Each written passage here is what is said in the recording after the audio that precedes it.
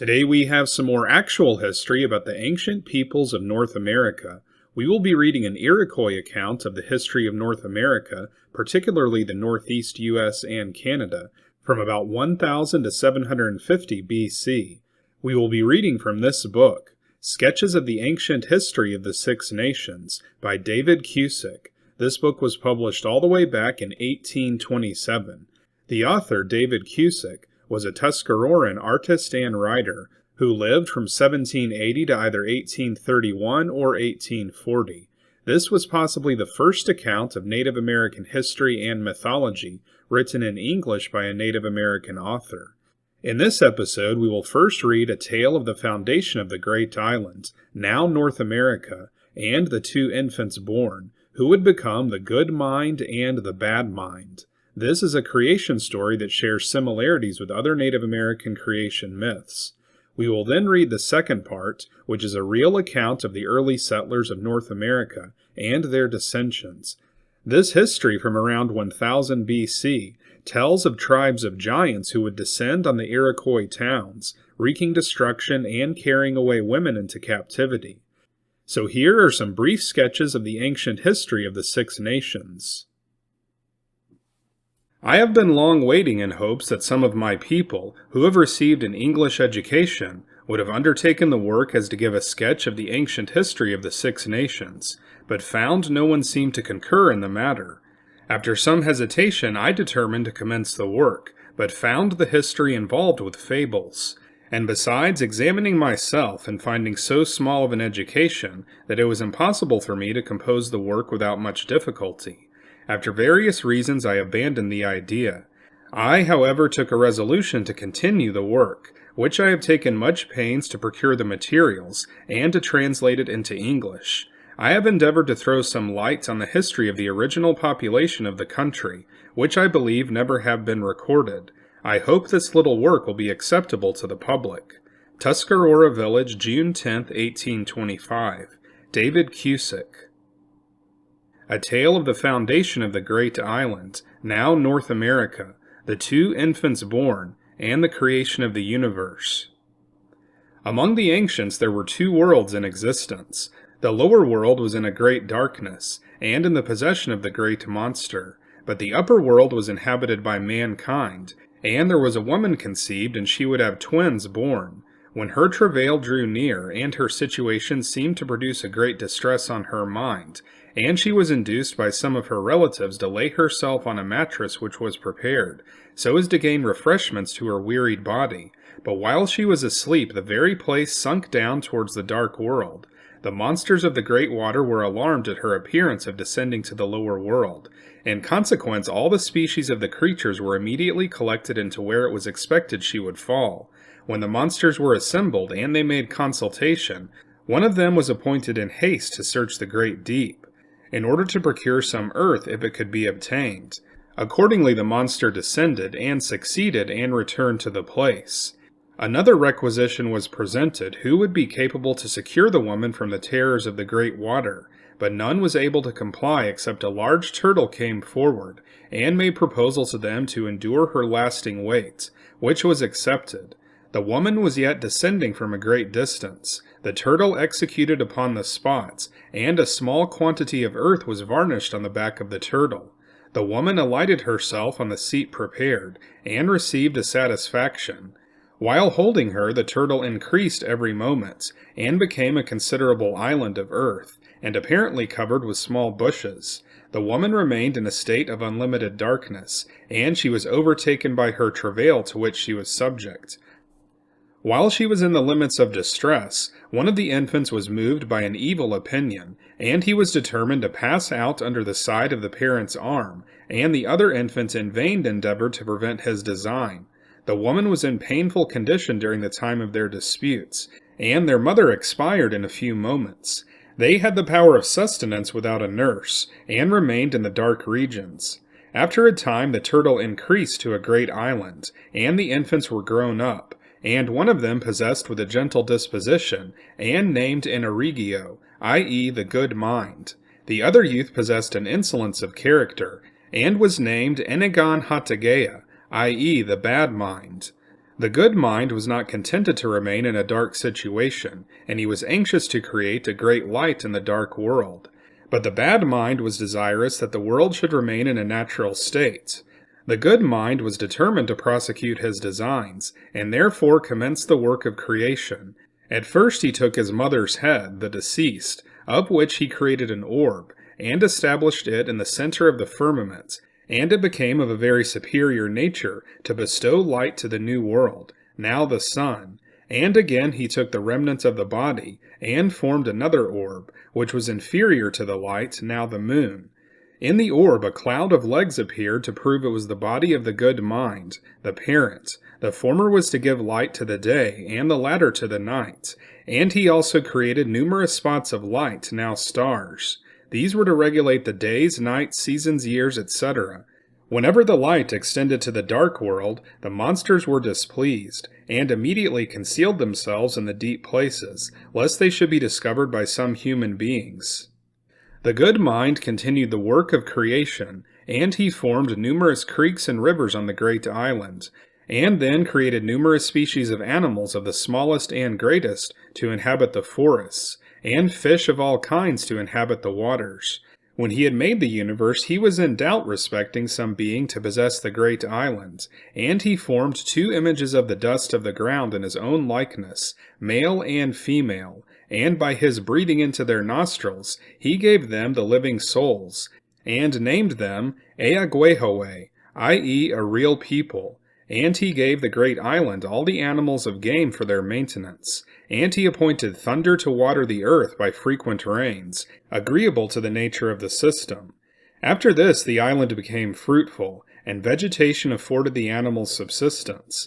The bad mind, while his brother was making the universe, went throughout the island and made numerous high mountains and falls of water, and great steeps, and also created various reptiles which would be injurious to mankind. But the good mind restored the island to its former condition. The bad mind proceeded further in his motives, and he made 2 images of clay in the form of mankind. But while he was giving them existence, they became apes. And when he had not power to create mankind, he was envious against his brother, and again made 2 of clay. The good mind discovered his brother's contrivances, and aided in giving them living souls. It is said these had the most knowledge of good and evil. The good mind had now accomplished the work of creation, notwithstanding that the imagination of the bad mind was continually evil, and he attempted to enclose all the animals of game in the earth, so as to deprive them from mankind. But the good mind released them from confinement. The animals were dispersed, and traces of them were made on the rocks near the cave where it was closed. The good mind saw that his brother was at variance with the works of creation, and felt not disposed to favor any of his proceedings, but gave him admonition of his future state. Afterwards the good mind requested his brother to accompany him, as he was proposed to inspect the game, etc. But when a short distance from their nominal residence, the bad mind became so unmanly that he could not conduct his brother any more. The bad mind offered a challenge to his brother, and resolved that who gained the victory should govern the universe, and appointed a day to meet the contest. The good mind was willing to submit to the offer, and he entered the reconciliation with his brother, which he falsely mentioned that by whipping the flags would destroy his temporal life, and he earnestly solicited his brother to notice the instrument of death for their duel, which he manifestly related to be deer horns. On the day appointed the engagement commenced, which lasted for 2 days. After pulling up the trees and mountains as the track of a terrible whirlwind, at last the good mind gained victory by using the horns, as mentioned the instrument of death, which he succeeded in deceiving his brother, and he crushed him in the earth. And the last words uttered from the bad mind were that he would have equal power over the souls of mankind after death, and he sank down to an eternal doom, and became the evil spirit. After this tumult the good mind repaired to the battleground, and then visited the people and retired from the earth. Part 2. A real account of the settlement of North America and their dissensions. In the ancient days the great island appeared upon the big waters. The earth brought forth trees, herbs, vegetables, etc., and the creation of the land animals. The Iroquois people were 2 created, and resided in the north regions, and after a time some of these people became giants, and committed outrages upon the inhabitants, etc. After many years, a body of Iroquois people camped on the bank of a majestic stream, and was named Kanawage, now St. Lawrence. After a long time, a number of foreign people sailed from a port unknown, but unfortunately before they reached their destination, the winds drove them contrary. At length their ship wrecked, somewhere on the southern part of the great island, and many of the crews perished. A few active persons were saved. They obtained some implements, and each of them was covered with a leather bag. The big hawks carried them on the summit of a mountain, and remained there but a short time. The hawks seemed to threaten them, and they were compelled to leave the mountain. They immediately selected a place for residence and built a small fortification, in order to provide some defense against the attacks of furious beasts, if there should be any made. After many years the foreign people became numerous, and extended their settlements, but afterwards they were destroyed by the monsters that overran the country. About this time the Iroquois people inhabited on the river Caughnawaga, on St. Lawrence, but they could not enjoy tranquility, as they were invaded by giants called Ranongwetanawea, who came from the north and inhabited considerably. But their mode of attack was slyly, and they never dared to precipitate themselves upon the enemy without the prospect of success. Especially they took advantage when the warriors were absent from the town. After plundering the people's houses and making captives of those who were found, they hastily retreated to their residence in the north. In another instance, a family of princes lived near the river St. Lawrence, of whom containing 6 brothers and a sister, and their father, who was a noble chieftain who fell at the contest of the enemy. One time the brothers went out on a day's hunt, and left their sister alone in the camp. Unfortunately, while they were gone, a giant made vigorous attacks, and the woman soon became a prey to the invaders. On the eve the brothers returned, and were much grieved that their sister was found missing. They immediately made a search, but the night was getting too late, and the darkness prevented them. On the morning the eldest brother determined to pursue the enemy until he could discover something about their sister, and promised to return in 7 days if nothing should happen. Accordingly the prince set out and pursued the traces of the enemy. After journeying 3 days he reached the giant's residence about sundown. At first sight he discovered his sister, who was gathering some sticks for fuel near the house. But as he approached, his sister retired. The princess soon proved by her conduct that she had fell in love with the giant, and that it was impossible to gain her confidence.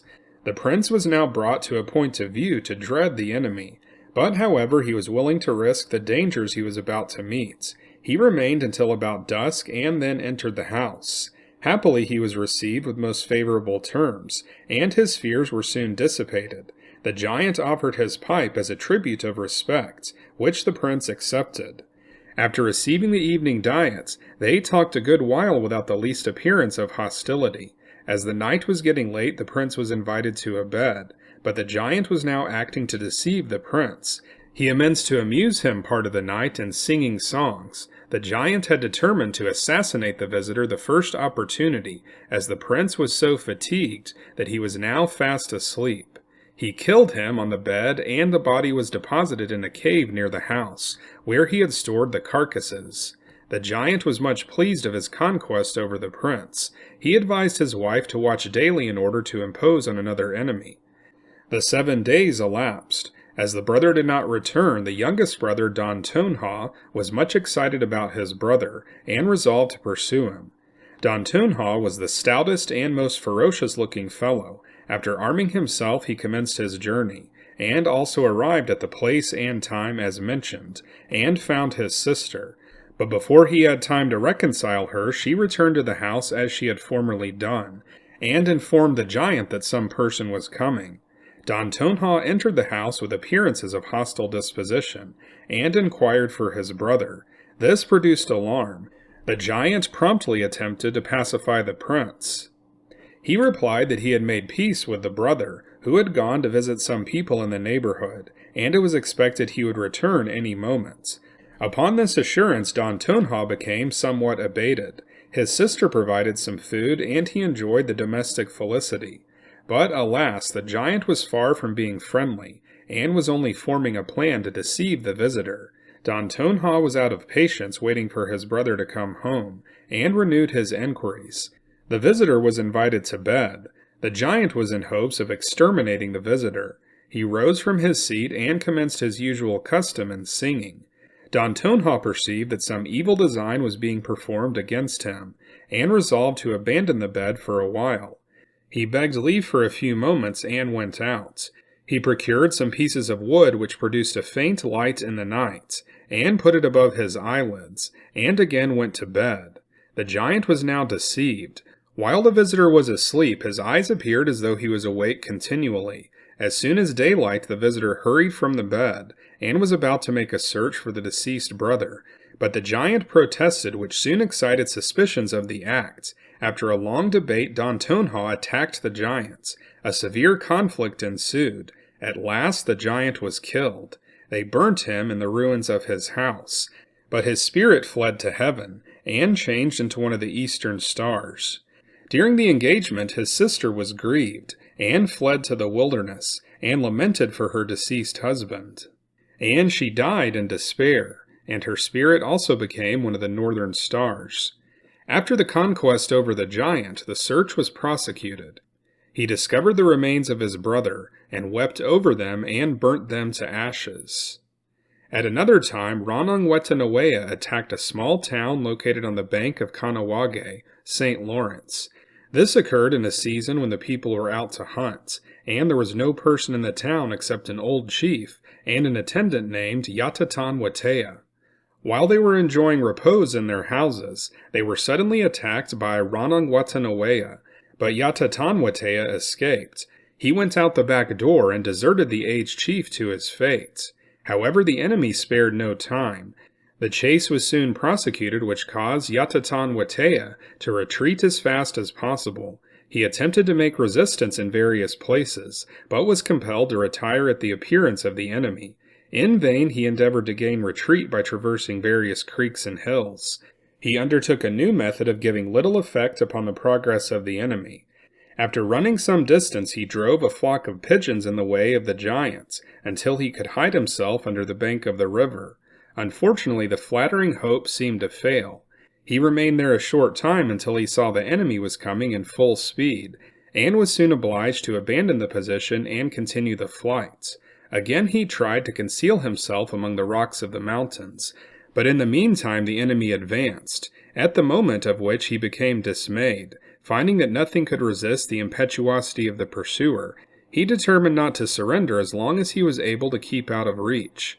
He immediately took the path which led to some hunting grounds, in search of some other people. Fortunately, at a short distance he met 2 warriors, and he was instantly supported and made vigorous resistance. After terrible combat, Ranong was exterminated. During the time, the warriors conducted themselves as heroes, and gained the triumph, notwithstanding one of them receiving a severe wound by the club. Yatatan with alarm whoop hastened to the encampment, and advised the people of the substance and the dangers which the enemy might commit upon the vacant towns. As soon as the people received the intelligence, they immediately returned to their settlements, and a convention was held by the chieftain in order to make some measures to defend their country. The Ranong tribe were not numerous, however they deemed it expedient to raise a large force, and therefore a few hundred warriors were sent to subdue them. After decisive contests, the warriors gained the victory, and it was supposed that the Ranong tribe has ever since ceased to exist. This fate happened probably 2,500 winters before Columbus discovered America. The depredations of the enemy, which were so often exercised upon the inhabitants, were now terminated, and the country enjoyed without disturbance many winters.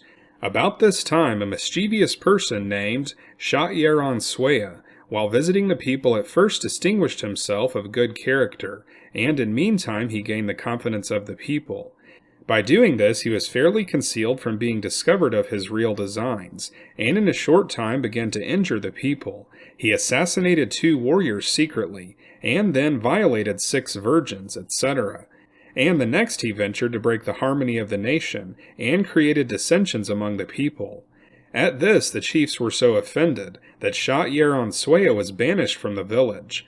When he received this treatment, he deemed proper to desist from going back to any of the towns. He immediately crossed the river St. Lawrence and moved toward the midday sun.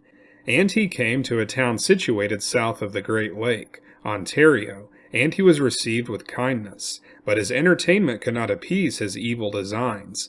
Though he appeared reconciled one night while at the dancing house, he killed several warriors. This offense he discovered should prove fatal to his person, and he was compelled to leave the town, and went to some other place to do mischief. Chatillon-Swea was the greatest mischievous person that ever existed on the continent. He was considered an agent from the bad spirits. About this time, Big Quisquis, perhaps the mammoth, invaded the settlements south of Ontario Lake. The furious animal pushed down the houses and made a great disturbance. The people were compelled to flee from this terrible monster. The warriors made opposition but failed. At length, a certain chief warrior collected the men from several towns. A severe engagement took place. At last the monster retired, but the people could not remain long without being disturbed. Big Elk invaded the towns. The animal was furious and destroyed many persons. However, the men were soon collected. A severe contest ensued, and the monster was killed. About this time, the northern nations formed a confederacy, and seated a great council fire on the river St. Lawrence. The northern nations possessed the bank of the Great Lakes. The countries in the north had plenty of beaver, but the hunters were often opposed by the big snakes. The people who lived on the south side of the big lakes made bread of roots, and obtained a kind of potatoes and beans found on the rich soil. Perhaps about 2,200 years before Columbus discovered America, the northern nations appointed a prince, who immediately repaired to the south and visited the great emperor, who resided at the Golden City, a capital of the vast empire. After a time, the emperor built many forts throughout his dominions, and almost penetrated Lake Erie. This produced an excitement. The people of the north felt that they would soon be deprived of the country on the south side of the Great Lakes, and they determined to defend their country against any infringement of foreign people. Long, bloody wars ensued, which perhaps lasted about 100 years. The people of the north were too skillful in the use of bows and arrows, and could endure hardships which proved fatal to a foreign people. At last, the northern nations gained the conquest, and all the towns and forts were totally destroyed, and they left them in a heap of ruins. About this time, a great horned serpent appeared on Lake Ontario. The serpent produced diseases, and many of the people died. But by the aid of thunderbolts, the monster was compelled to retire. A blazing star fell into a fort situated on the St. Lawrence, and destroyed the people. This event was considered as a warning of their destruction. After a time, a war broke out among the northern nations, which continued until they had utterly destroyed each other.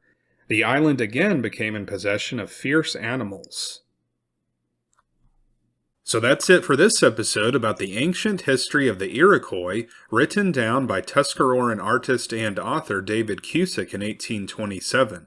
So this is another story of a group of predatory giants, here the Ranong-Wetunaweya, being exterminated after they repeatedly attacked the other tribes nearby. It shares some similarities to Sarah Winnemucca's story in Nevada at Lovelock Cave. It seems like the histories of many tribes tell of groups like giants living amongst other Native American groups before the time of Columbus. We also heard about the war with a large empire to the south of Lake Erie, who had a golden city. This was probably the Alligawe tribe, who may have been the mound dwellers. We did an episode a while back about ancient battles between the Iroquois and the Alligawe tribes, and we will be doing some future episodes about the mound builders on this channel. We also heard about these early settlers' battles with mastodons, moose, and a large horned serpent who lived in Lake Ontario, until he was apparently killed by lightning. All of these stories from Part 2, after the creation story, are considered by the author to be a real account of the early settlers of North America. So what do you think of all these events? Did they really take place, or should they be viewed more like mythology than history? Let us know what you think in the comments. This channel is called Unworthy History because we cover actual history that is considered unworthy to show on history channels on TV, and unworthy to display in our national museums. But here on this channel, we keep this worthy history alive by reading directly from old books, written down long ago, by people whose shoes we are unworthy to stand in. If you'd like to support our channel, then you can join our Patreon page or become a YouTube channel member.